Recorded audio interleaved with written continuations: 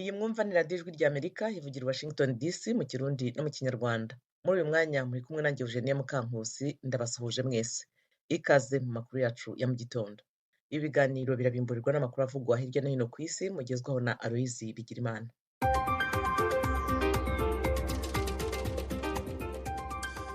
Maramutse Ejeni, turayahera ku mugabane wa Afrika ni muri Chade. Ejo ku munsi wa kane igihugu ca Chade catangaje ko kiri mu bukene budasanzwe bw'ibifungurwa, gisaba n'imfashanyo y'amakungu. Ku gusaba imfashanyo kubaye imbere y'inama y'ukuri wa gatanu ihuza ubumwe bwa Afrika hamwe na perezida w'Uburusiya. Ni inama itumbereye kuganira ku kuntu umugabane wa Afrika woronswa ibifungurwa cane cane ivy'intete n'ifumbire vyazibiriwe umuhora kuva Uburusiya butera Ukraine.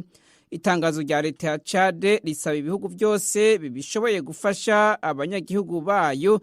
N'ishirahamwe mpuzamakungu ONU ryaragabishije ko abanyagihugu bangana imiliyoni 5.9 muri Chade, abarenga 1/3 c'ababa muri ico gihugu bashobora kuzokenera imfashanyo y'ibifungurwa muri uyu mwaka. Kuva aho Uburusiya butereye Ukraine mu nyuma, ibihugu vyo mu burengero bw'isi navyo bikurikiza ibihano ku Burusiya byaciye bitera ihungabanywa ry'ibidandazwa vy'ingano vyava muri ivyo bihugu bibiri. Isi yaciye yinjira mu bihe bishobora kuzoyishikana ku mafa. Hafi 30% vy'ingano isi ikoresha ziva muri Ukraine hamwe no mu Burusiya. Ku mugabane wa Afrika kandi ni muri Burkina Faso, abasirikare babiri hamwe n'abasivile 4 mu babafasha gucungera umutekano barishwe mu gutana mu mitwe kwabahuje n'abajihadiste ku munsi wa gatatu. Amakuru ava mu bajejwe umutekano avuga ko abandi basirikare 8 bakomeretse, abarwanyi 7 baricwa muri uko kurasana kwabereye mu gisagara ca Djibouti ni mu ntara ya Soum mu buraruko bw'ico gihugu. Burkina Faso yinjiye mu ntambara n'abajihadiste bavuye mu gihugu kibanyi ca Mali kuva mu 2015. Urugamba n'imihari ishamikiye kuri Al-Qaeda hamwe n'umuhari wa leta ya Kisilamu rumaze guhitana ubuzima bw'abantu barenga 2,000 hamwe n'abashika 1,000,000 bamaze guta ingo zabo.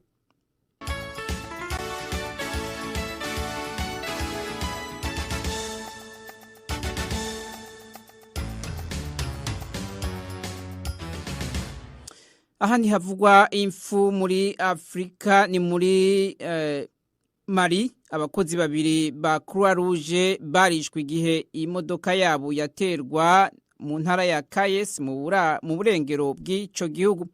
Croix Rouge muri Mali ivuga ko umushoferi w'umunyamali hamwe n'umukozi yamuka muri Senegal bafuye ku munsi wa gatatu inyuma yaho abagabo bitwaje inkoho bari ku mapikipiki barasiye imodokari yabo yariko igicapo ca Croix Rouge Mali. Bishwe bari mu kazi ku muhingamo kwibarabara rihuza ibisagara vya Kusane hamwe na Kayes. Croix Rouge mpuzamakungu yavuze ejo kuwa kane kwiyabajwe n'urwo rupfu kandi hangayikishijwe n'umutekano muke urangwa mu karere ka Sahel. Mu kwezi kwa mbere ishirahamwe ry'abagira neza ry'Abafaransa nabo Médecins du Monde ryavuze ko rihagaritse imfashanyo ryaha abarwayi mu buraruko bushira ubuseruko bwa Mali kumvo zisa nizo arizo z'umutekano. Hanze y'umugabane wa Afrika ni ngaha muri Leta Zunze za Amerika, Perezida Joe Biden yinginga Kongre ya Amerika kwemeza ingingo n'amategeko byohagarika ubwicanyi kivungwa bumaze imisi buhekura imiryango hano muri Amerika. Mu ijambo yashikirije abanyamerika ejo ku munsi wa kane, Perezida Biden asaba Kongre gusubizaho itegeko ryo mu 1994 ryabuza gutunga inkoho zirasa amasasu menshi mu mwanya muto hamwe n'izifise ububiko bujamwo amasasu menshi, kandi bakemeza n'itegeko ryataye igihe kuva mu 2004. Biden yasavye ko abemererwa kugura inkoho bakwiye kuba bashikana imyaka 21 kuko ngo umusore yarashe abana ku ishuri ry'intango mu gisagara ca Uvalde muri Texas ariho yaragishikana imyaka 18 igihe yagura inkoho. Perezida Biden yagiye kure, arasaba kandi n'amatohoza yimbitse kushaka kugura inkoho, guha ububasha abategetsi bwo gufata inkoho z'ababonwa ko ari intambamyi ku mutekano canke abafise ibimenyetso vy'ingwara zo mu mutwe. Izi ngingo asaba zisa n'izitazokwemezwa na Kongere yiciyemwe ibice mu vya politike, aho abashinga amateka hamwe n'abasenateri bamaze imyaka badahuza ku mategeko agenga gutunga inkoho hano muri Leta Zunze za Amerika.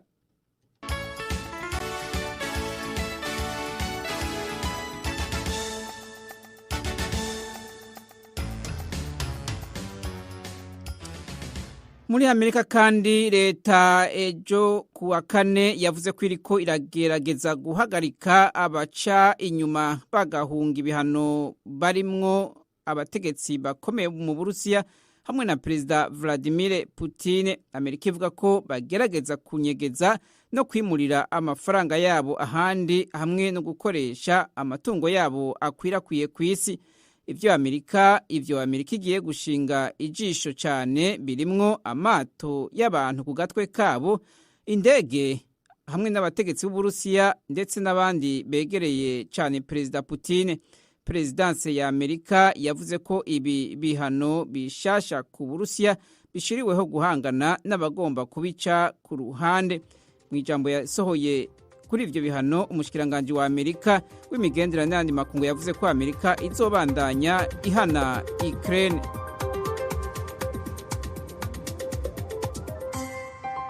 Aloys Bigirimana urakoze kutugezaho aya makuru avugwa hirya no hino ku isi. Mu kanya turajya mu karere k'ibiyaga bigari bya Afurika.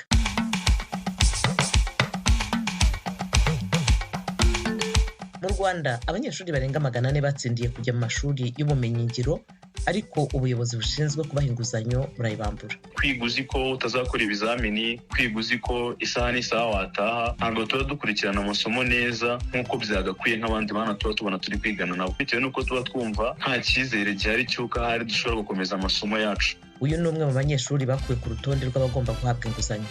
Uganda na Repubulika ya Demokarasi ya Kongo yongereye igihe amasezerano y'ubufatanye agamije kurwanya umutwe w'iterabwoba wa ADF. Ishyirahamwe ry'abagore baharanira amahoro n'umutekano ejo kuwa kane ryatangije gahunda yo kwigisha imyuga bamwe mu bantu bahohotewe mu buryo butandukanye mu Burundi. Mu Burundi kandi umugambwe Frodebu mu kwibuka imyaka 30 ishize wemerewe gukorera ku mugaragaro wahamagariye abarundi gusigasira ubutegetsi bushingiye kuri demokarasi. Aya makuru hamwe n'ayandi twabateguriye ni mu kanya ku buryo burambuye, nimujye kure ya radiyo yanyu.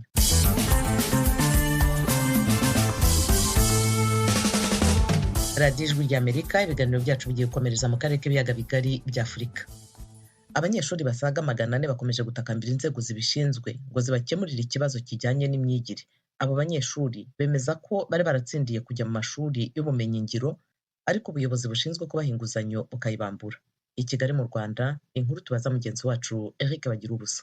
Abanyeshuri bavuganye n'Ijwi ry'Amerika bemeza ko bari basohotse ku rutonde rw'abemerewe inguzanyo yo kwiga izwi nka buruse n'abatsinze hagati y'umwaka w'2019 n'2021. Baravuga ko byababereye ikinyuranyo bw'inama nkuru y'igihugu y'amashuri makuru na za kaminuza heki yabamenyeshaga ko batemerewe inguzanyo. Bavuga ko na banki itsura amajyambere yari yarabahaye ubutumwa bubamenyesha ko bari ku rutonde rw'abizishyurira inguzanyo. Mu bihe bitandukanye izo nzego zombi ngo zaje kubwira aba banyeshuri ko mu butumwa babonye habayemo kwibeshya kwa systeme y'ikoranabuhanga bakoresha.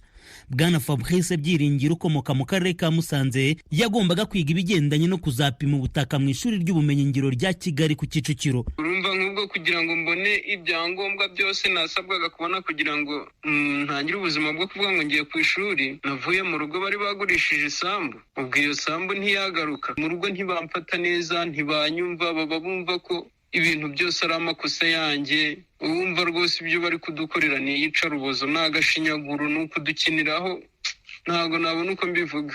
Bwana Wilson Mugisha we yari yararangije kugera ku ishuri ry'ubumenyingiro i Karongi mu burengerazuba bw'u Rwanda, yiga iby'amashanyarazi. Nawe avuga ko mu myigire yabo badatekanye nyuma yo kubambura inguzanyo bari baremerewe.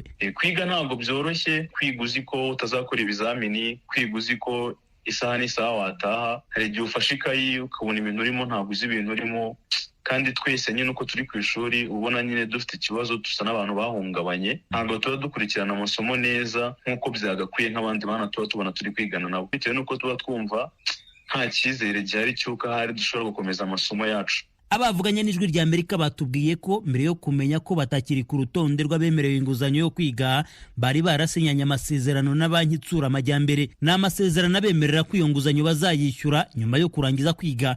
Bavuga ko buri umwe yari yarasinyiye inguzanyo ingana hafi na miliyoni 8 z'amafaranga y'amanyarwanda yari kuzabafasha mu gihe cy'imyaka 3, bagasigana impungenge ko bashobora kuzayaryozwa batarayaciye iryera. Urumva gusinyira amafaranga utari no kwigiraho miliyoni nk'izo, mba nibaza ese nzazishyuza. Nagerageje no kwandikira BRD kuri Twitter no ku ma-email ariko ntibansubize. Ese ubundi ubu ntibazatwishyuza amafaranga tutigiyeho? Uretse kwiyambaza itangazamakuru, aba banyeshuri bigaragara ko baniyambaje n'izindi nzego zitandukanye basaba ko babakorera ubuvugizi. Uhereye ku mpuzamiryango iharanira iyubahirizwa ry'uburenganzira bwa muntu CRADO, barayandikiye nayo yandikira HEC. Mvugana na Bwana Evariste mu Rwanashyaka uhuza ibikorwa bya CRADO, yambwiye ko batanyuzwe n'igisubizo cya HEC yabasubije. Bwana mu Rwanashyaka avuga ko bazakomeza gukurikirana iki kibazo kugeza gikemutse kandi neza. Twebwe ntabwo twumva ko systeme yibeshya, kuko ahubwo hibeshya umuntu ukoresha iyo systeme. Ntabwo systeme ishobora kwibeshya ku banyeshuri 400. None ikinababaje nuko iya mbere yari yibeshya ibahaye inguzanyo irongerera zibaka yakozwe na HEC. Ejo bundi iya BRD nayo iribeshya babwira ko ibahaye amafaranga, banasinya contract nayo irongerera avuga ngo mu by'ukuri ngo yongeye ibeshya. Mu by'ukuri bikigaragara nuko bano bana bari kubakinira agapira, ntabwo ari ibintu bisobanutse. Ijwi rya Amerika yanabonye indi baruwa y'amapaje 2 abanyeshuri bandikiye Minisitiri w'Intebe bamusaba ko yabafasha gukemura iki kibazo, ariko na magingo aya ntibabonye igisubizo. Bavuga ko nibinanirana bazagana inkiko. Binabaye byiza twazanagana inkiko, ariko usibye yuko twari twandikiye perezida kuri Twitter tumubwira ukuntu ikibazo cyagenze, tukaba nawe twari dutegereje igisubizo cyiwe.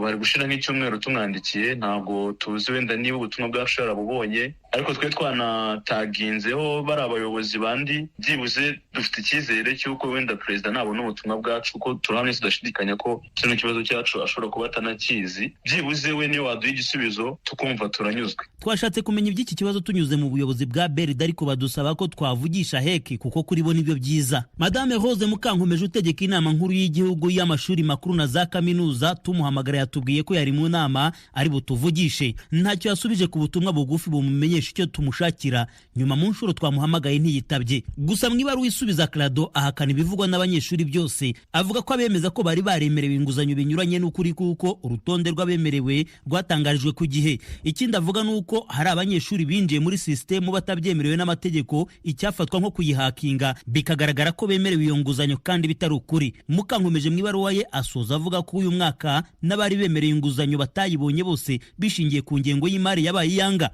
Bagira ubusa, Ijwi rya Amerika i Kigali. Umukuru w'umugambwe Frodebu watsinze amatora ya mbere yatunganyijwe mu nzira ya demokarasi mu Burundi mu mwaka w'1993, Pierre Claver Nahimana yateye akama Abarundi kabasaba kubungabunga ubutegetsi bushingiye kuri demokarasi. Hari mu kiganiro yahaye abanyamakuru ejo kuwa kane i Bujumbura mu Burundi, aho uyu mugambwe wibutse imyaka 30 ishize wemewe n'amategeko. Mu kiganiro yahaye mugenzi wacu Frederic Nkundikije, Nahimana yagarutse ku butumwa yahaye Abarundi. Ubutumwa dufise nubwo gusaba Abarundi yuko intsinzi ya demokarasi yinjiye mu Burundi mu 1993, nuko Abarundi bokwama iyo ntsinzi bakayigumya mu minwe, kubera kuko imbere yaho turazi twese yuko ibi turimo by'imigambwe myinshi, by'amatora, by'agateka na muntu, gukora kwibwiriza shingiro yemera imigambwe myinshi, ibi byerekeye abanyamakuru ibinyamakuru byamaze kuba byinshi mu gihugu, byaba byigenga byaba bya leta, ndetse n'ibindi byinshi. Ibyo imbere nta byari bihari. Rero byarahaje kubera iyo nsinzi yasaba ya Frodebu. Nubwo butumwa cyane cyane tubaha kugira ngo izo nsinzi bazigumye, kuko batazigumije n'ubundi turabona yuko hari ibimenyetso bikomeye bishobora gutuma ibyo bisubira inyuma. Baheze imyaka 30 nk'uko mubivuze umugambwe Frodebu wemerewe gukora, hakaba haheze imyaka 29 uyu mugambwe utakaje ubutegetsi. Icyatumye uyu mugambwe udasubira kuronka abanywanyi kandi wari waronse intsinzi n'amajwi arenga 60% ku bwanyu mu biha insiguro nke. insiguro iratomoye rwose kuko nk'uko weje kubyivugira wenyine imyaka 29 iraheze abenegihugu bahaye ubutegetsi umugambwe Sawanya-Frodebu mu 1993 kubera kuko yari ifise imigambi iboneka ikomeye nkomeje kubivuga yerekeye gushimikira ku ntwaro ya demokarasi mu Burundi be no guteza imbere igihugu umuntu arashobora agatera akazi na muntu ibinyamakuru bikigenga ndetse imigambwe igakora ku mugaragaro n'ibindi byinshi ariko ikibonekeje muri uwo mwaka nyene nuko hariho abavyasi baca umugambwe Sawanya-Frodebu barawusambura bica umukuru w'igihugu yari yatowe ndetse n'abakorana bose baranka rwose yuko demokarasi ija mu Burundi ivyo vyaribonekeje icyaciye gikurikira ni ingwano twagiye turabona nyinshi zagiye zirabisikanya mu Burundi ibyo bituma rero nkungure ingendo ya demokarasi isubira inyuma mu Burundi nico cabisubiza inyuma muri ico gihe rero umugambwe Sawanya-Frodebu wari gushobora gukomera abantu bari mu ngwano bavuga bati ahubwo reka dufate ibigwanisho kugira tugarukane iyo ntwaro ya demokarasi kubera ko twayishaka twari tuyiyotewe. Hari akizero ko umugambwe Frodebu uzosubira ukiyungunganya ukagira amajwi abereye amatora aherutse uyu mugambwe ntiwitwaye neza kandi murazi ko muri uyu mugambwe hari imice myinshi cyane rwose umugambi umufise kugira ngo musubire kuba umugambwe ukomeye nk'uko vyari bimeze muri 1993 n'iyi rero harageze yuko umugambwe Sawanya-Frodebu ukora ibishoboka byose kugira wiyubure ugire amaprograme yandi akomeye mugashigikiye ku karanga k'umugambwe Sawanya-Frodebu mugabo dukore amaprograme ajanye n'ibihe tugezemo kuko imyaka 30 iheze ni ngombwa ubu ibintu byarahindutse turi rero mu byo twita audit y'umugambwe evaluation y'umugambwe imyaka 30 iheze niho tuja dusohora amaprograme meza atomoye twizera yuko abanyagihugu mu minsi izoza mu myaka izoza bazoza baratora umugambwe werekanye programe nziza batazotora imigambwe kubera abafise ibigwanisho canke bariya bagira bati twe turafise ibigwanisho bisumba ivy'abandi turi mu ngwano ca turagize gute twifuza ko igihugu cyacu mu minsi iza abanyagihugu kugira demokarasi ikomere n'umugambwe Sawanya-Frodebu ukomere yuko hageze amatora boteura programme mugambiratore igwanisha. Thierry Claver Nahimana umukuru w'umugambwe Frodebu murakoze cyane gose ukanywa hari radio Ijwi ry'Amerika. Urakoze nawe. Igisirikare cya Uganda n'icya Repubulika ya Demokarasi ya Kongo byongereye igihe amasezerano y'ubufatanye hagamije kurwanya umutwe w'iterabwoba wa ADF. Ni amasezerano yatangiye gushyirwa mu bikorwa mu mwaka ushize. Ignatius Bahizi i Kampala muri Uganda afite inkuru irambuye. Icyemezo cyo kongera amasezerano nyuma ya buri mezi 6 biri mu byo abakuru b'ibihugu byombi Yoweri Museveni wa Uganda na Felix Tshisekedi wa Kongo bumvikanyeho. Igikorwa cyo kongera ayo masezerano cyabereye muri Uganda aho abakuriye imigwi y'igisirikare ku mpande zombi baganiriye uburyo burushaho mu kurwanya umutwe no kurandura ibikorwa byawo burundu. Hari hashize igihe gito umugaba mukuru w'ingabo za Uganda zirwanira ku butaka Generali Muhoozi Kainerugaba atangaje ko agiye gukura igisirikare cya Uganda ku butaka bwa Kongo keretse aramutse ahawe andi mabwiriza na Perezida Museveni. Major Peter Mugisha umuvugizi w'ibi bikorwa bihuriweho yatangarijwe Ijwi ry'Amerika ko umuhigo n'ibitero kuri uyu mutwe wa ADF byatangiye mu mpera z'umwaka ushize kugeza ubu bimaze kugera ku ntsinzi ikomeye irimo gukura ADF mu birindiro byayo by'amashamba y'inzitane ya Ituri na Virunga. Yanavuze ko basenye itumanaho ryabo barwanyi kandi umubare munini wabo uricwa abandi barafatwa. Major Mugisha avuga kandi ko abantu benshi bari barataye ibyabo mu turere rutandukanye babisubiyemo, amashuri n'amavuriro kongera gukora ndetse abantu bakanatangira kongera gukora akazi kabo ka buri munsi kubera umutekano wifashe neza. Gusa avuga ko ADF yatangiye gushinga udutsinda duto tugamije kugaba ibitero mu bice bya kure aho ingabo zitakwihuta zigera. Ibi avuga ko ari byo bagiye kwibandaho muri ibi bihe. ADF at the moment are using asymmetrical tactics, has split into smaller groups.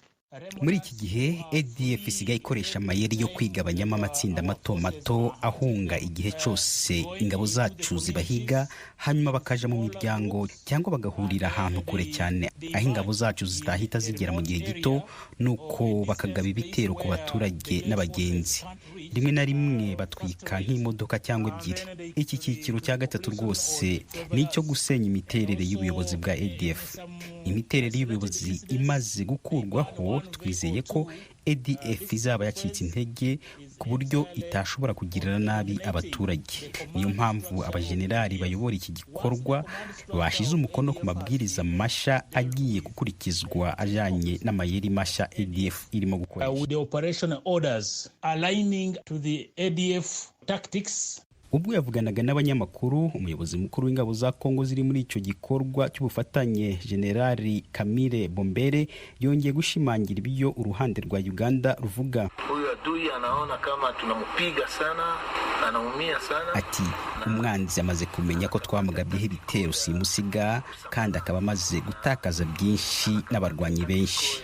None ubu asigaye akoresha amayeri yo gukwirakwira mu mwanya mugari mu matsinda mato mato kugira ngo baduteshe uburari.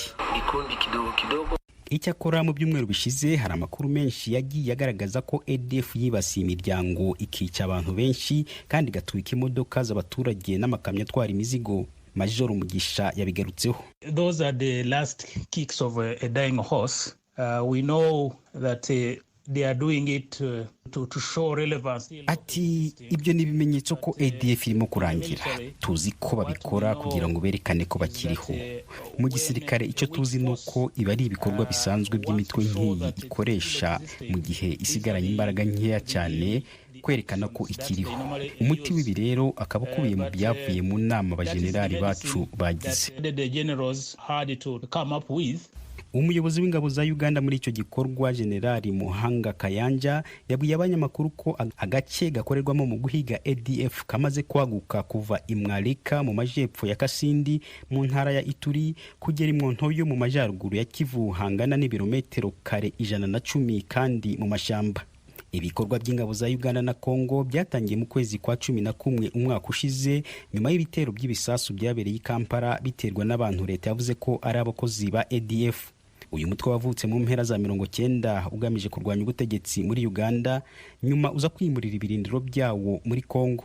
Uku kuvugurura ibikorwa hagati y'ibihugu byombi bibaye mu gihe havugwa imirwano mu majaruguru ya Kivu mu gace ka Rucuro hagati y'inyeshamba za M23 n'ingabo za Kongo FARDC.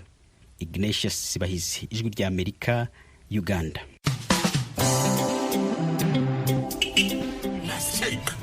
Igira hirya ariko mata. Winyegera ariko. Abanyabugongera ntabwo njya mbizera. Muri abanyamitwe. Ngo jewe nduwibugo. Yego rata. Uri umunyarusangi kazi kuko nibo bagenda bimyozora nk'inka zabo.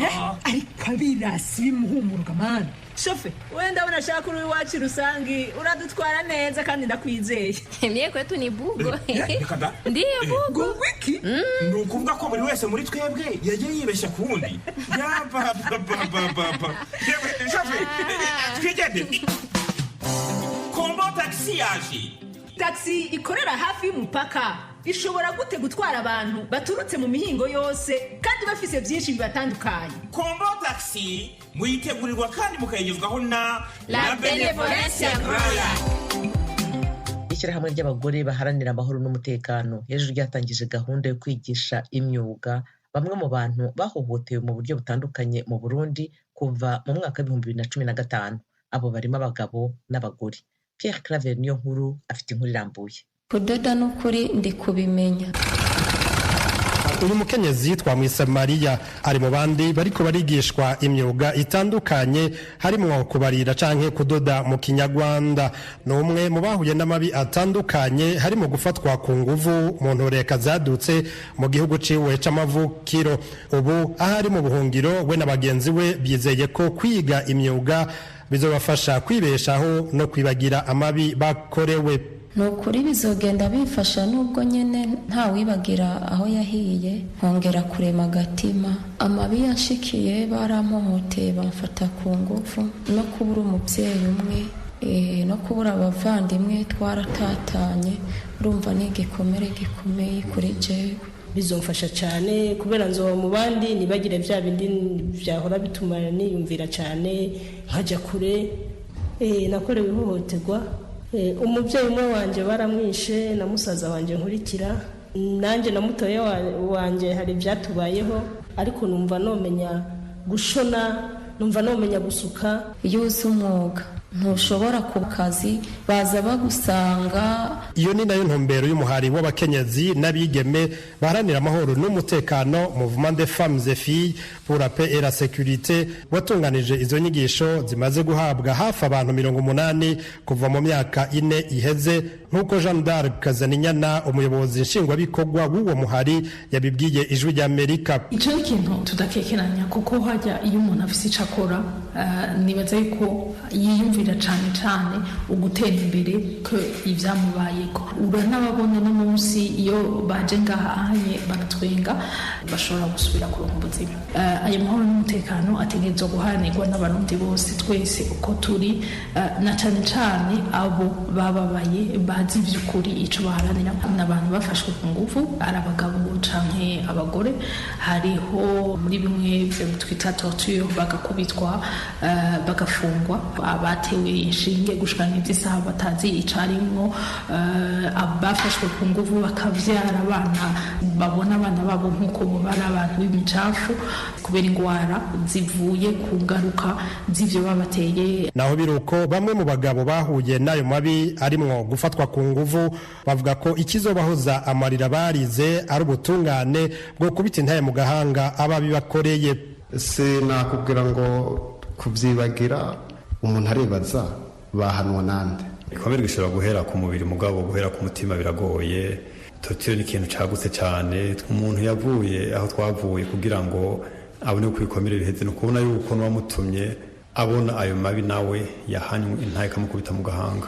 Aha umuhari w'abakenyezi uvuga ko ukorana n'abashingwamanza bashikana amadosiye atandukanye mu butungane mpuzamakungu nka sentare mpuzamakungu mpanavyaha CPI. Haraheze imyaka 5 sentare mpuzamakungu mpanavyaha CPI itanguje amatohoza nyezina kuri ayo mabi yoba yarakozwe mu Burundi. Maître Armen Yongere umuhuzabikorwa mu runani rw'abashingwamanza batwara amadosiye muri yo sentare amenyesha ko amadosiye arenga 2,000 amaze gushikanwa muri CPI. Ubu bariko bumviriza iyo miryango nabo bahohotewe ubuzima n'abandi baza nk'ivyabona nk'abakora mu nzego za leta abo barabonye ubwicanyi buriko burakorwa umushikiriza amanza ahejeje kwerekana neza yuko ivyaha vyakozwe bisanzwe bikurikiranwa n'iyo sentare mpuzamakungu mpanavyaha araheza agashirako imitahe y'abakurikiranwa nico gikorwa barimo rero. Ico bikoze bamwe mu bakorewe ayo mabi bo babona ko igihe kibaye kinini. Ijwi ry'Amerika ryabajije umwe mu bashingwamanza mu biro bijejwe uruhara rw'abakorewe amabi section de la participation des victimes et de réparation muri CPI aho dossier igeze. Olivier Rando asanzwe ari no mu gisata ca kirimanza greffe yatubwiye ko ari banga ariko yemeza ko ibiro vy'umushikizamanza mukuru wa CPI bigejeje kure amatohoza azotuma hasohorwa imitahe mpuzamakungu ku bakekwaho ivyaha bitandukanye. Kuva itariki 27 z'ukwezi kw'icumi umwaka w'2017 Uburundi bwarikuye ku mugaragaro muri sentare mpuzamakungu mpanavyaha CPI. Leta y'u Burundi ivuga ko ayo madosiye yose yitwariwemwo ari mfa gusa, yagiriza iyo sentare kubikoreshwa na bimwe mu bihugu vya Buraya na Amerika bidacanwa kanu Burundi hamwe n'abatavuga rumwe n'ubutegetsi. Pierre Claver Nkuru, Kigali, kubw'Ijwi ry'Amerika. Nshuti mwari muduteze amatwi, ibiganiro byacu byo kuri iyi saha birahumuje. Ndimuze gucikwa n'ibiza gukurikira. Tubashimiye rero ko mwahisemo gukurikira